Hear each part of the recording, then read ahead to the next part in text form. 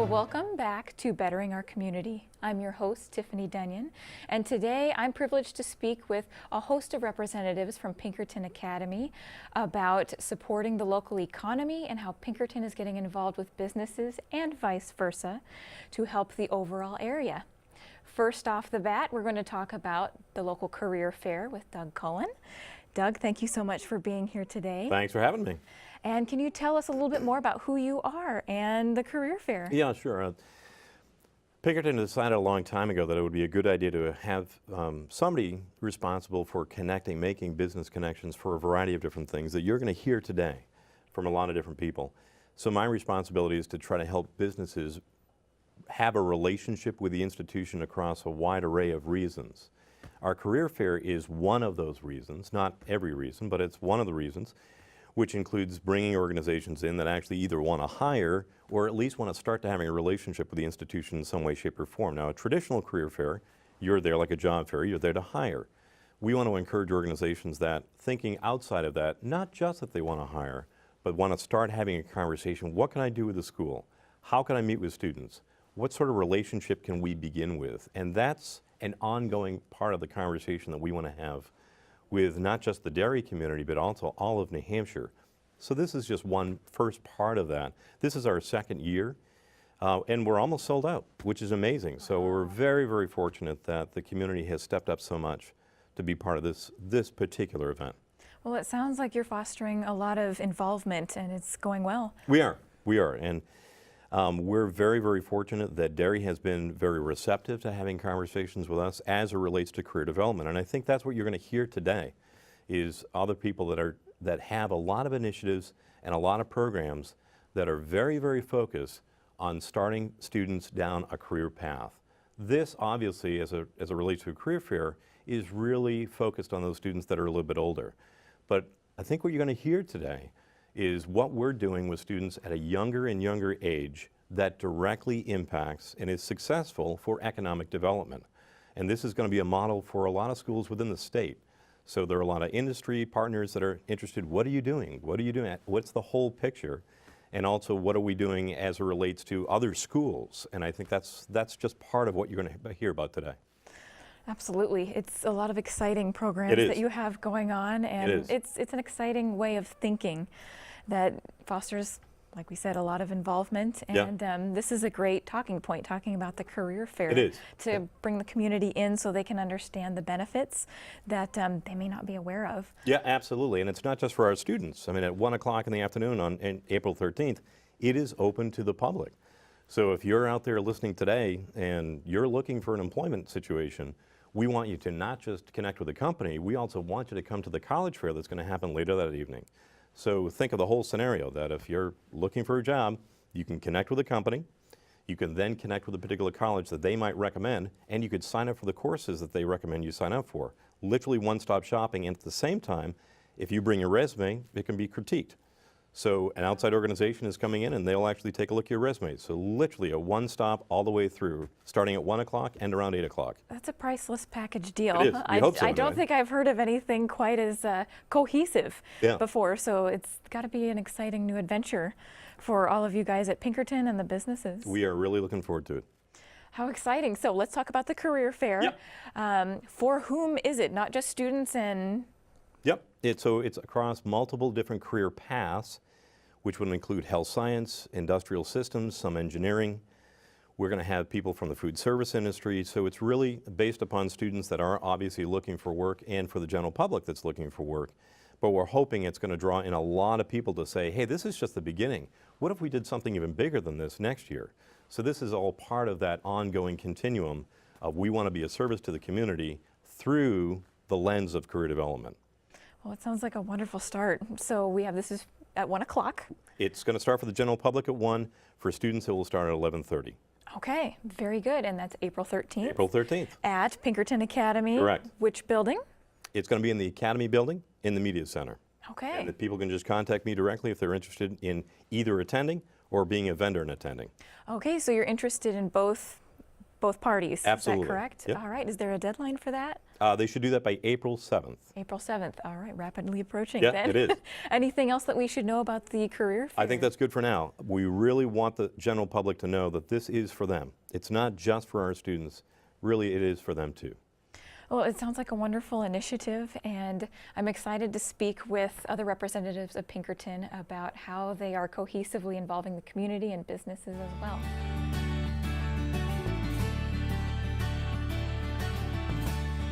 Well, with me next, I have Christie Butler, who's here to talk to us about the focus for students and what their trajectory is. So, Christie, can you tell us a little bit more about yourself and the focus for students? Sure.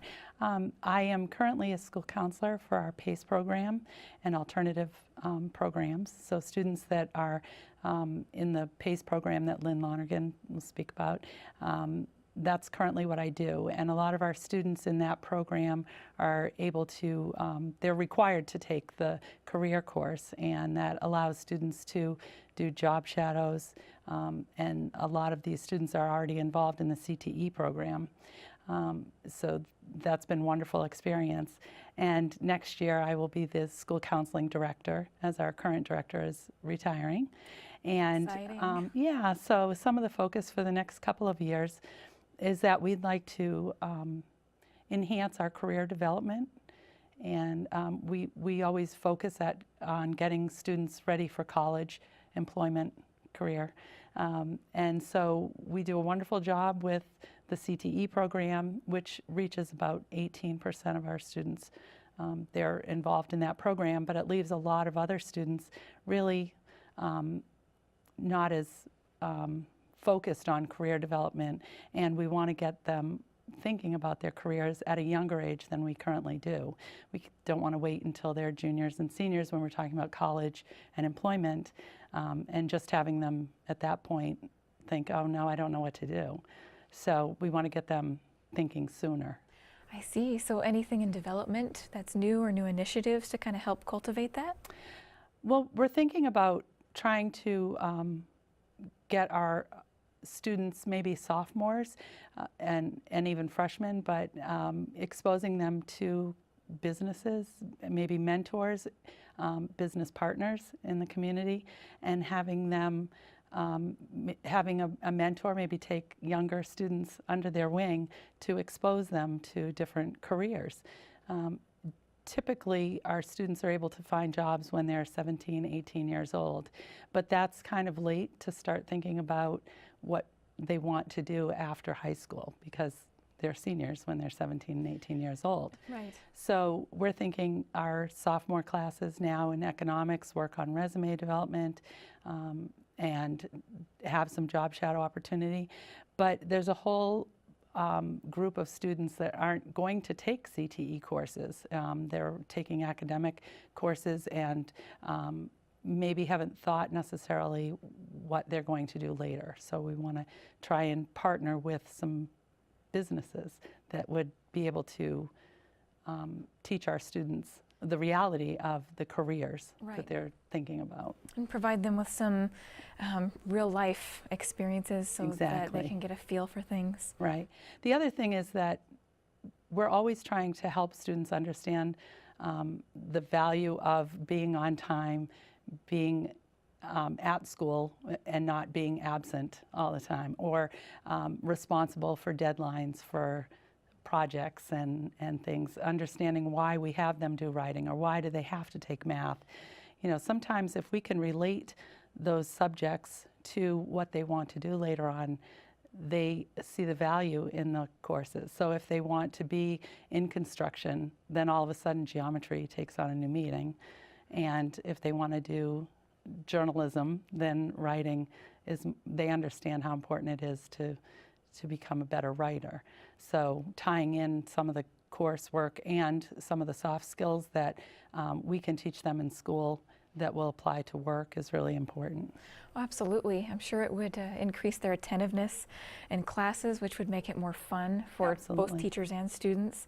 Right. And also, you know, teach them those real skills. I know I started working at a younger age, and it definitely helped me understand that. So I can see the value, very definitely. I sometimes think about my parents were both teachers, so I just knew that I was going to go into education. But that's only because that's all I ever knew, and I guess that's sort of the idea behind exposing students when they're younger to different things that they otherwise would not have any knowledge about.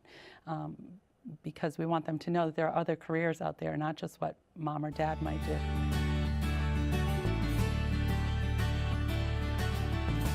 Speaking to the point of how the business community can help Pinkerton Academy build a stronger community is Lynn Lonergan from Pinkerton.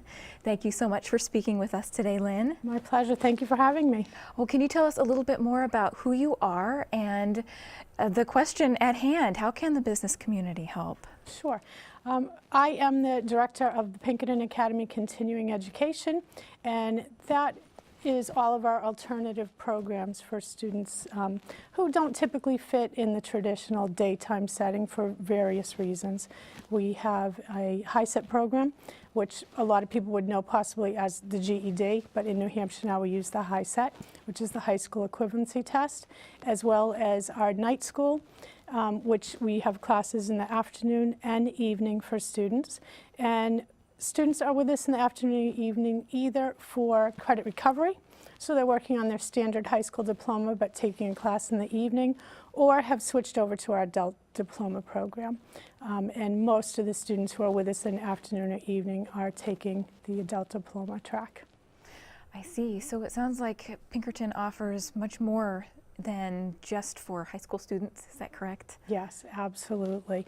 So a big piece of the adult diploma program is trying to have adults truly 21 years of age or older who either never graduated from high school or got a GED, or years ago had a GED but want to come back for a diploma. That's always a possibility.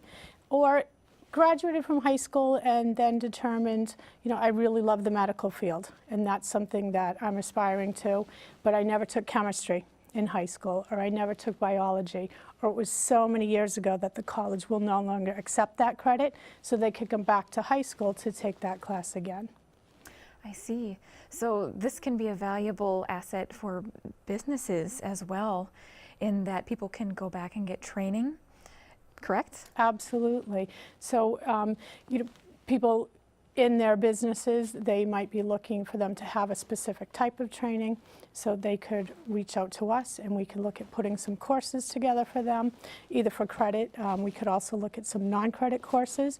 We do offer OSHA 10 training for construction, so that is something else that if businesses, particularly this time of year, gearing up for construction and landscaping and things like that, that they could reach out to us and we could put training together for them so their employees would be certified in OSHA 10. Well, that's quite an asset, and I'm sure not many know about that. Exactly, and that's, you know, a piece of why we're here today, to let people know we have the facilities, we have the space, we have welding labs, we have building construction and automotive, and pretty much at 2:30, when the school day is over, they're empty. So we certainly are willing at looking at trying to have people come in to use the facilities. You know, what's the need for businesses, and we would work with them and try to put some things together. It sounds like that could be a very beneficial for the community. So what can businesses do? What are you looking for from businesses? Really to reach out to us, to let us know what their needs are. What type of training are they looking for? And not just businesses, but even individuals who maybe are interested in a career in welding, never took a class in that, so they would want to come in and have some basic skills in that. I think that's really awesome.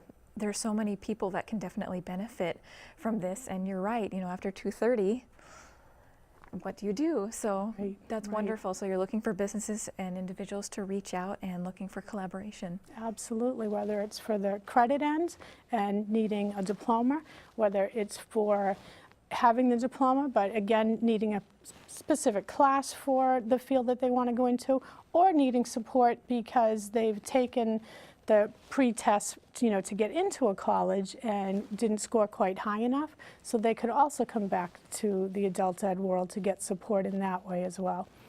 With me, I have Jen Haskins, who is also going to be talking about what the business community can do to help Pinkerton in terms of benefiting the community. Jen, thank you so much for being with us. Thank you for having me.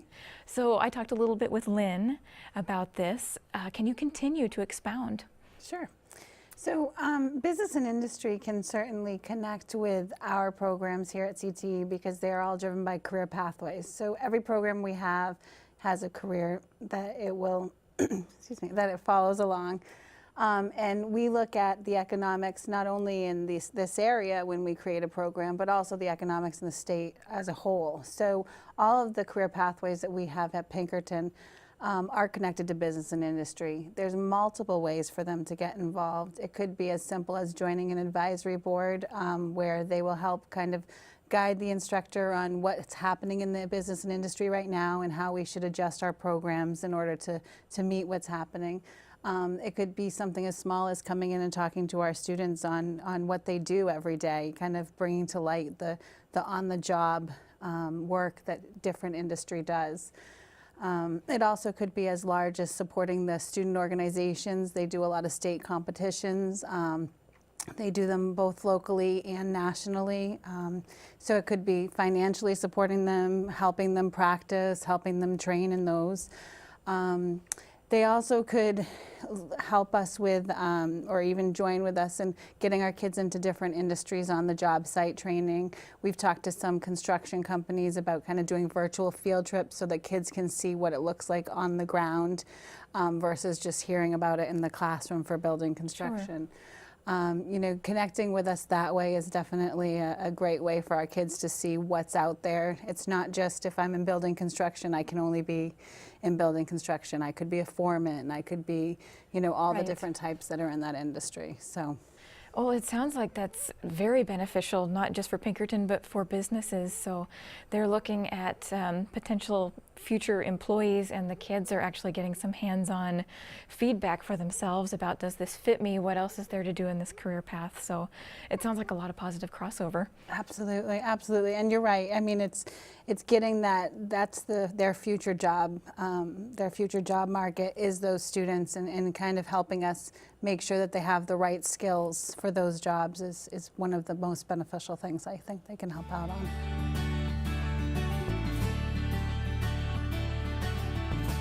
Last, but certainly not least, I'm speaking with Brian Geary and Doug Cullen today about the conversation we've been having about the synergy between Pinkerton and businesses in supporting the economic development of not just Derry, but the whole entire New Hampshire area.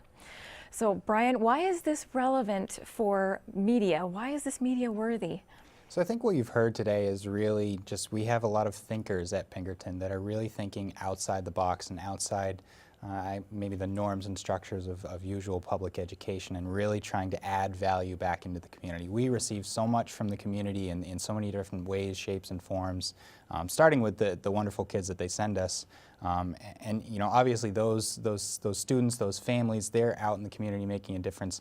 We're just trying to do our part to add value back in the community. And as you've heard, the way that we're doing it it's a little bit different. We're thinking outside the box. So really we want to invite media to help us tell this story and get the word out, you know, like Doug has been saying, to the entire New Hampshire community, and just kind of use this as a springboard for, as a state, how we can think about this issue as a whole. Right, developing a new model for maybe approaching the younger generation as well as helping other sections of the community as well. We definitely want to be a leader. Pinkerton has been accustomed to being a leader in a lot of different areas, and in the career development space we have led in some capacity, but I think now we're looking at a new dimension, if you will, and now we're really trying to say we want to help the community and craft a career development plan and discipline at a much younger age. This will roll out to be a huge economic driver, not just for Derry, not just for the communities we support, but it could very well be a model for what the state of New Hampshire and public education actually looks at. And that's a big part of what we're looking for. We want to make sure, one, we're doing it right, but two, to make sure that we're out in front and saying, we're going to be a leader again. And this is the way that we want to show the rest of the community how to do that.